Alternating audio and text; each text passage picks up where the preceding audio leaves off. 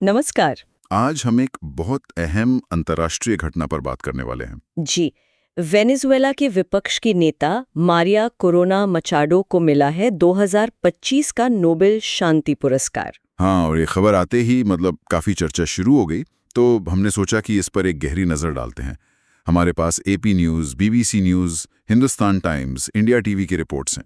और नोबेल समिति की अपनी प्रेस विज्ञप्ति भी है, वो भी काफी डिटेल्ड है। बिल्कुल।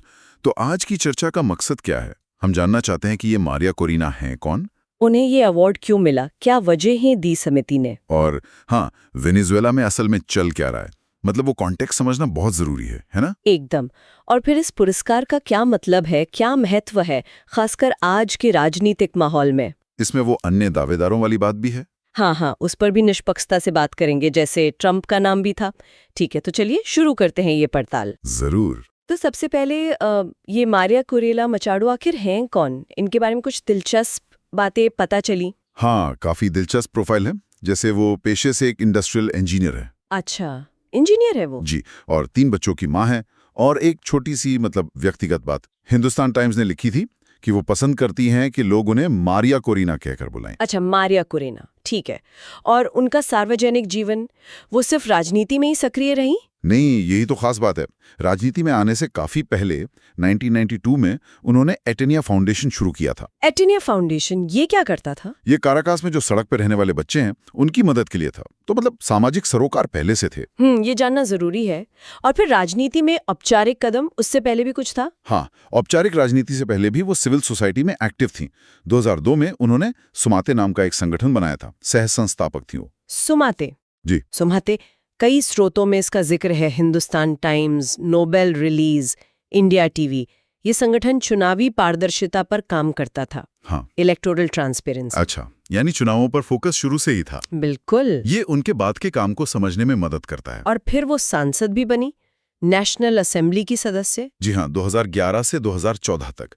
और हिंदुस्तान टाइम्स की रिपोर्ट है कि उस चुनाव में उन्हें जितने भी उम्मीदवार थे, उन सब में सबसे ज्यादा वोट मिले थे। अरे वाह, ये तो उनकी लोकप्रियता दिखाता है। जबरदस्त लोकप्रिय था। और फिर उन्होंने अपनी पार्टी बनाई, वेंटे वेनेजुएला। हाँ, वेंटे वेनेजुएला, 2013 में। जी, और उन्हें वेनेजुएला की जो पारंपरिक रूप से मर्दों के दबदबे वाली राजनीति है, उसमें एक अलग और मजबूत आवाज माना जाता है। और बीबीसी और हिंदुस्तान टाइम्स ने तो उन्हें दुनिया की 100 सबसे प्रभावशाली नेताओं में गिना है। हाँ, ये भी एक बड़ा पॉइंट है। उनकी पहचान सिर्फ वेनेजुएला तक सीमित नहीं। It was a choice of ballets over bullets. ये वॉशिंगटन पोस्ट के हवाले से। ये उनके पूरे नजरिए को दिखाता है कि बदलाव शांति से, वोट से आना चाहिए, गोली से नहीं। ये उनके संघर्ष का मूल मंत्र लगता है। बिल्कुल। तो ये तो हुई मारिया कोरिना। अब आते हैं इस बड़े सवाल पर, उन्हें ये नोबेल शांति पुरस्कार क्यों मिला? नोबेल समिति ने क्या खास वजहें बताईं? हाँ, ये समझना बहुत दिलचस्प है। समिति का जो आधिकारिक बयान है और जो बीबीसी, हिंदुस्तान टाइम्स वगैरह ने रिपोर्ट किया है, उसके मुताबिक ये अवार्ड है उनके अथक कार्य के लिए। अथक कार्य किस लिए? वेनेजुएला के लोगों के जो लोकतांत्रिक अधिकार हैं, उनको बढ़ावा देने के लिए, और उनका जो संघर्ष है तानाशाही से लोकतंत्र की तरफ एक न्यायपूर्ण और शांतिपूर्ण बदलाव लाने का, उसके लिए। शांतिपूर्ण परिवर्तन, ये शब्द बार बार आ रहा है। हाँ, और ये बहुत अहम है। समिति ने एक और बात पर जोर दिया है कि वो एक प्रमुख एकीकृत करने वाली शख्सियत हैं। एकीकृत करने वाले मतलब वेनेजुएला का विपक्ष जो ऐतिहासिक रूप से काफी बटा हुआ रहा है, उसे उन्होंने एकजुट किया, कम से कम एक साझा मांग पर कि स्वतंत्र चुनाव हो, प्रतिनिधिक सरकार बने। ये अपने आप में बड़ी बात मानी गई। हाँ, बिखरे विपक्ष को साथ लाना तो वाकई मुश्किल काम होता है। बहुत मुश्किल। और उनके साहस का भी जबरदस्त जिक्र है। साहस? किस तरह का साहस? नोबेल समिति ने उन्हें कहा है, हाल के समय में लैटिन अमेरिका में नागरिक साहस के सबसे असाधारण उदाहरणों में से एक। ये बहुत बड़ा कॉम्प्लीमेंट है। नागरिक साहस का असाधारण उदाहरण, क्यों कहा गया ऐसा? क्या वो खतरे में है? हाँ, बिल्कुल। स्थिति बहुत गंभीर है। पिछले साल अगस्त 2024 से उन्हें छिपकर रहना पड़ रहा है। छिपकर रहना पड़ रहा है? जी। नोबेल विज्ञप्ति, हिंदुस्तान टाइम्स, बीबीसी सब ये बताते हैं कि उनकी जान को सीरियस खतरा है। लेकिन इसके बावजूद उन्होंने देश नहीं छोड़ा, वेनेजुएला में ही हैं और वहीं से काम कर रही हैं। अरे बाप रे, जान का खतरा होते हुए भी देश में रहना, ये तो वाकई असाधारण है। हाँ, और उनके इस फैसले ने लाखों लोगों को हिम्मत दी है, ऐसा माना जाता है। और समिति ने 2024 के चुनाव के दौरान उनके किसी खास काम का भी जिक्र किया? जी हाँ, विशेष रूप से नोबेल विज्ञप्ति में बताया गया है कि कैसे उन्होंने राजनीतिक मतभेदों से ऊपर उठकर लाखों स्वयंसेवकों को ऑर्गेनाइज किया। लाखों स्वयंसेवकों को किस लिए? उन्हें चुनाव पर्यवेक्षकों मतलब इलेक्शन ऑब्जर्वर्स के तौर पर ट्रेनिंग दी ताकि चुनाव पारदर्शी हो, वोटों की गिनती सही से हो। अच्छा, ये धांधली रोकने के लिए? बिल्कुल। क्योंकि वेनेजुएला में चुनावों पर सवाल उठते रहे हैं और इन वॉलंटियर्स ने, सोचिए, उत्पीड़न, गिरफ्तारी, यहां तक कि टॉर्चर के खतरे के बावजूद पोलिंग बूथों की निगरानी की। सच में? हाँ, उन्होंने ये पक्का किया कि वोटों की असली गिनती रिकॉर्ड हो, इससे पहले कि सरकार या कहिए शासन बैलेट बॉक्स गायब कर दे या नतीजों पर झूठ फैलाए। ये जमीनी स्तर पर लोकतंत्र बचाने की कोशिश थी। वाह, ये तो सीधी टक्कर है। तो क्या नोबेल समिति के हिसाब से मचाडो ने अल्फ्रेड नोबेल की जो शर्तें थीं शांति पुरस्कार के लिए, वो पूरी की? हाँ, समिति का यही कहना है। नोबेल विज्ञप्ति और हिंदुस्तान टाइम्स में इसका जिक्र है। अल्फ्रेड नोबेल ने 3 क्राइटेरिया बताए थे। समिति के अनुसार मचाडो ने तीनों पूरे किए हैं। तीनों? कौन कौन से? पहला, देश के विपक्ष को एकजुट करना। दूसरा, वेनेजुएला समाज का जो सैन्यीकरण हो रहा है उसका लगातार विरोध करना बिना डरे। और तीसरा, लोकतंत्र में शांतिपूर्ण बदलाव के लिए हमेशा डटे रहना। तीनों शर्तें पूरी, और उन्हें प्रतीक के तौर पर भी देखा जा रहा है। बिल्कुल। नोबेल विज्ञप्ति और इंडिया टीवी जैसे स्रोतों के शब्दों में कहें तो वो बढ़ते अंधेरे के बीच लोकतंत्र की लौ जलाए रखती हैं, एक उम्मीद का प्रतीक। ये सब सुनकर तो वाकई लगता है कि वेनेजुएला में हालात बहुत ही ज्यादा गंभीर होंगे। थोड़ा उस पे बात करते हैं। ये समझना बहुत जरूरी है कि मारिया कुरीना किस माहौल में काम कर रही हैं। हाँ, ये कॉन्टेक्स्ट बहुत बहुत जरूरी है। नोबेल समिति के रिलीज में साफ लिखा है कि वेनेजुएला कभी एक ठीक-ठाक लोकतांत्रिक और अमीर देश हुआ करता था। हाँ, सुना है, तेल की वजह से काफी समृद्ध था। जी, लेकिन अब वो एक क्रूर सत्तावादी राज्य बन गया है और भयानक मानवीय और आर्थिक संकट से जूझ रहा है। मानवीय और आर्थिक संकट मतलब ये कि ज्यादातर लोग भयानक गरीबी में जी रहे हैं, जबकि जो टॉप पर हैं वो कथित तौर पर और अमीर होते जा रहे हैं। और राज्य की जो मशीनरी है, पुलिस, सेना, वो अपने ही लोगों के खिलाफ इस्तेमाल हो रही है। अपने ही लोगों के खिलाफ? हाँ, दमन इतना ज्यादा है कि करीब 80 लाख लोग देश छोड़कर जा चुके हैं। 80 लाख? ये तो बहुत बड़ी संख्या है। जी, ये दुनिया के सबसे बड़े माइग्रेशन संकटों में से एक है। और विपक्ष को दबाने के लिए क्या क्या नहीं होता, चुनावों में धांधली, झूठे मुकदमे, जेल, सब कुछ। क्या राजनीतिक कैदियों के बारे में कोई अंदाजा है? कितने लोग जेल में हैं? हाँ, बीबीसी ने एक एनजीओ फोरो पैनल के हवाले से बताया है कि अभी वेनेजुएला में 841 पॉलिटिकल प्रिजनर्स हैं हिरासत में। 841? ये आंकड़ा ही बताता है कि दमन किस स्तर का है। बिल्कुल। और 2024 का जो राष्ट्रपति चुनाव था वो भी बहुत विवादास्पद रहा। हाँ, बहुत ज्यादा। इंडिया टीवी और बीबीसी बताते हैं कि मचाडो ने विपक्ष की जो प्राइमरी हुई थी उसमें 92% से ज्यादा वोट लिए थे। मतलब वो क्लियर पसंद थी विपक्ष की। 92%? फिर क्या हुआ? फिर सरकार ने उन्हें चुनाव लड़ने से ही बैन कर दिया। बैन कर दिया? क्यों? क्या कारण बताया? हिंदुस्तान टाइम्स के मुताबिक सरकार ने कहा कि उन्होंने अमेरिकी प्रतिबंधों का समर्थन किया था और पूर्व विपक्षी नेता जोआन गुएडो का समर्थन किया था, इस तरह के आरोप। अच्छा, तो फिर मचाडो ने क्या किया? उन्होंने फिर एक दूसरे विपक्षी नेता एडमुंडो गोंजालेज का समर्थन किया। एडमोंडो गोंजालेज?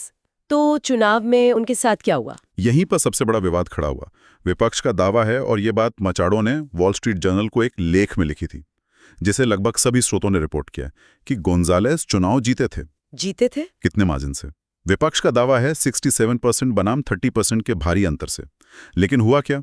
आधिकारिक तौर पर राष्ट्रपति निकोलस मादुरो को ही विजेता घोषित कर दिया गया। क्या मतलब? विपक्ष कह रहा है वो जीता, पर सरकार ने किसी और को विजेता बता दिया? जी, और इन नतीजों को ज्यादातर अंतर्राष्ट्रीय समुदाय ने, कई देशों ने, संगठनों ने मानने से इनकार कर दिया।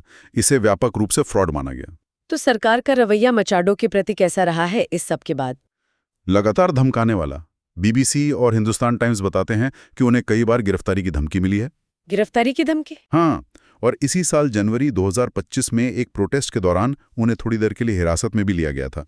हालांकि इंटरनेशनल प्रेशर पड़ा तो जल्दी छोड़ दिया। और अब उन पर कोई कानूनी कार्रवाई भी शुरू हुई है? जी, एपी न्यूज की रिपोर्ट है कि वेनेजुएला के जो टॉप प्रोसिक्यूटर हैं उन्होंने मचाडो और गोंजालेज दोनों के खिलाफ क्रिमिनल इन्वेस्टिगेशन शुरू करने की घोषणा की है।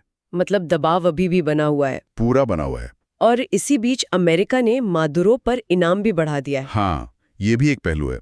बीबीसी की रिपोर्ट है कि अमेरिकी सरकार ने मादुरो की गिरफ्तारी के लिए सूचना देने वाले को अब $50 मिलियन तक का इनाम देने की घोषणा की है। $50 मिलियन? क्यों? अमेरिका उन पर नार्को टेररिज्म मतलब ड्रग्स तस्करी जैसे गंभीर आरोप लगाता है। ये दिखाता है कि वेनेजुएला सरकार और अमेरिका के बीच तनाव कितना गहरा है। ये पूरा बैकग्राउंड तो वाकई बहुत विस्फोटक और जटिल है। अब आते हैं इस नोबेल पुरस्कार पर आई प्रतिक्रियाओं पर और इसके महत्व पर। क्या लगता है इसका क्या असर होगा? देखिए, प्रतिक्रिया काफी कुछ कहती हैं। सबसे पहले तो खुद मचाडो की प्रतिक्रिया, वो बहुत मार्मिक थी। हाँ, क्या कहा उन्होंने? बीबीसी और हिंदुस्तान टाइम्स ने रिपोर्ट किया कि जब नोबेल इंस्टीट्यूट से फोन आया तो वो एकदम भावुक हो गई। बोली, मैं स्तब्ध हूँ, खुशी से स्तब्ध हूँ, मेरे पास शब्द नहीं है। स्वाभाविक है। और उन्होंने ये भी कहा कि ये पूरे समाज की उपलब्धि है।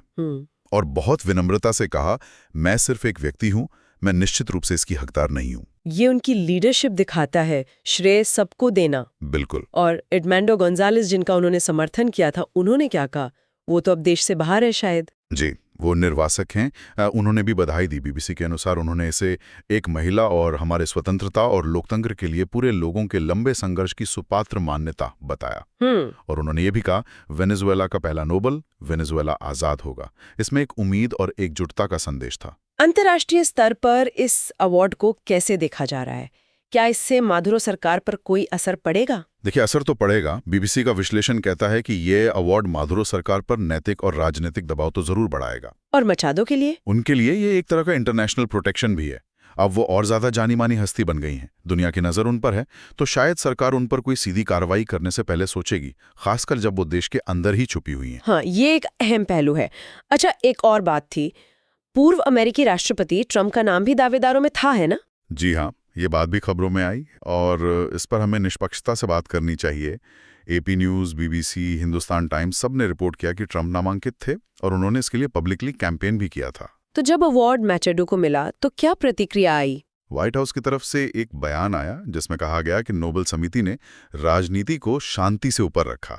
ये उनका नजरिया था जो रिपोर्ट हुआ। और नोबेल समिति ने इस पर कुछ कहा? हाँ, बीबीसी के मुताबिक नोबेल समिति के जो अध्यक्ष हैं उन्होंने साफ किया कि समिति किसी भी बाहरी दबाव में नहीं आती। उनका फैसला सिर्फ और सिर्फ अल्फ्रेड नोबेल की वसीयत के आधार पर होता है। उन्होंने समिति के इंडिपेंडेंस पर जोर दिया। ये स्पष्टीकरण देना जरूरी था। तो कुल मिलाकर ये अवार्ड एक ऐसे समय में आया है जब दुनिया में लोकतंत्र पर सवाल उठ रहे हैं। बिल्कुल सही। नोबेल समिति ने खुद अपनी रिलीज में ये बात कही है कि दुनिया भर में लोकतंत्र पीछे हट रहा है, डेमोक्रेसी इज इन रिट्रीट। ऐसे में मचाडो का अवार्ड लोकतांत्रिक मूल्यों के लिए खड़े होने और शांतिपूर्ण प्रतिरोध के महत्व को फिर से उजागर करता है। उनका संघर्ष एक तरह से इस ग्लोबल ट्रेंड के खिलाफ एक उम्मीद की तरह है। हाँ, एक शक्तिशाली संदेश है। लेकिन यहाँ एक मुश्किल सवाल भी खड़ा होता है ना, क्या इस तरह की ग्लोबल रिकग्निशन, ये बड़े बड़े अवार्ड वाकई जमीन पर कुछ बदलते हैं, खासकर तब जब सत्तावादी सरकारें अक्सर इनकी परवाह नहीं करती? हाँ, ये $1 मिलियन क्वेश्चन है। क्या ये अवार्ड सिर्फ सिंबॉलिक रह जाते हैं या ये असल में बदलाव का कारण बन सकते हैं? इस पर हमेशा बहस चलती रहती है। तो इस पूरी चर्चा को समेटते हुए क्या कह सकते हैं? हमने देखा कि मारिया कोरिना मचाडो का सफर कितना लंबा, कितना मुश्किल और कितना प्रेरणादायक रहा है। ये नोबेल शांति पुरस्कार सिर्फ उनकी व्यक्तिगत हिम्मत या लीडरशिप का सम्मान नहीं है। ये वेनेजुएला में लोकतंत्र, आज़ादी और मानवाधिकारों के लिए लड़ रहे अनगिनत लोगों के साहस को, उनके जज्बे को सलाम है। बिल्कुल सही कहा है। ये पुरस्कार तानाशाही के खिलाफ लेकिन शांतिपूर्ण तरीके से लड़ने के महत्व को रेखांकित करता है। और ये ऐसे समय में और भी ज्यादा प्रासंगिक हो जाता है जब दुनिया भर में लोकतांत्रिक मूल्यों पर खतरा मंडरा रहा है। मचाडो की कहानी ये भी दिखाती है कि कैसे एक व्यक्ति सही सिद्धांतों और हिम्मत के साथ बदलाव के लिए एक बड़ी ताकत बन सकता है। हाँ, वो एक प्रतीक बन गई हैं। और अंत में एक सवाल श्रोताओं के सोचने के लिए छोड़ जाते हैं। जब हम देखते हैं कि कई बार ताकतवर सरकारें अंतर्राष्ट्रीय निंदा और ऐसे अवार्ड्स को नजरअंदाज कर देती हैं, तो फिर शांतिपूर्ण नागरिक प्रतिरोध के भविष्य के रास्ते क्या हो सकते हैं? हाँ, यही सवाल है।